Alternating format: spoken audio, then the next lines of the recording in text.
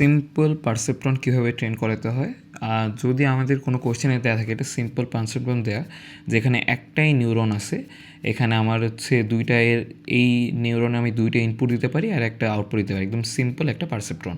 আচ্ছা, আমি যদি বলি আমার এখানে কয়েকটা সম্ভাব্য রেজাল্টের রো দেওয়া আছে, যেরকম ইনপুট 1 আর একটা ইনপুট 1 আর আউটপুট হচ্ছে 1, ইনপুট 0 আর একটা ইনপুট 0 আর আউটপুট 0।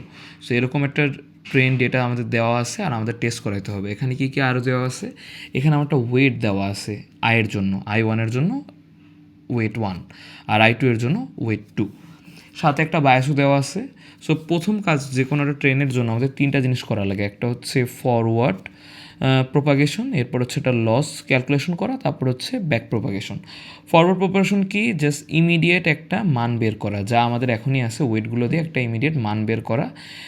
পরের কাজ হবে সেই মানটা আমাদের অ্যাকচুয়াল আউটপুট থেকে কত দূরে বা কাছে আছে সেটা কাউন্ট করা, আর last but not the least ওই অনুযায়ী আমাদের ওয়েটগুলো আপডেট করা। সো প্রথমে আমাদের একটা আউটপুট জেনারেট করতে হবে, সেটা কত দূরে আছে সেটা দেখা লাগবে, আর লাস্টে আমাদের ওই অনুযায়ী ওয়েট আপডেট করা লাগবে। সো প্রথম আমরা স্টেপের মধ্যে যাই। প্রথম আমরা এই রোর জন্য কাজ করতেছি। প্রথম আমাদের যে দেয়া আছে দুইটা ইনপুট 1 আর একটা আউটপুট 1। সো প্রথমটার জন্য প্রথমে আমরা জাস্ট একটা ওয়াইয়ের ভ্যালু বের করব।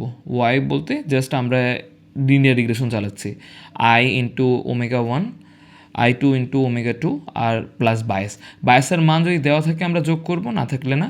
এখন সাথে আরেকটা জিনিস থাকতে পারে, বায়াস ইনপুট, এই জিনিসটা বায়াস থেকে আলাদা একটা জিনিস থাকতে পারে।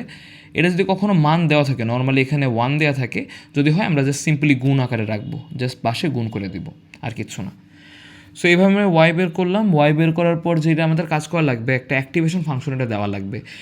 আমাদের সবসময় অ্যাক্টিভেশন ফাংশন সিগময়টি হবে। পরীক্ষায় যতগুলো আসে আমরা ভেবে নেব সিগময়টি হবে। কেন, এর উত্তরটা আমি নিচে বলতেছি। মাঝে মাঝে প্রশ্নে রেলু দেওয়া থাকতে পারে, কিন্তু হ্যাঁ, এটার আসার সম্ভাবনা কম। কেন, এটা আমি নিচে বলতেছি, কিন্তু মেইনলি আমাদের সিগময়টি থাকবে। সো আমরা একটা ওয়াইয়ের মান নিব, এটা সিগময়টির ভিতর দিব, একটা মান পাবো। আচ্ছা, আমাদের এরপর প্রথম স্টেপ আমাদের কমপ্লিট, আমরা একটা প্রেডিকশন বের করতে পারছি। এরপর আমাদের যে কাজ করতে হবে, লস ফাংশন বের করা লাগবে। এখানে আমাদের ডেল বের করা লাগবে, ডেল। সো এইখানে আমাদের ডেলের একটা সূত্র আছে, del into F prime, but এটা এখন এফ প্রাইম বলতে এফের differentiation, F into 1 minus F into minus D minus F. এখন ডিটা কি, ডি হচ্ছে আমাদের আউটপুট যেটা দেওয়া ছিল। এখন আমি কেন বললাম উপরে সিগময়েড আসবে, কারণ কি এই একটা মাত্র আমাদের এটা জানা নোন যে ডিফারেন্স কত হয়।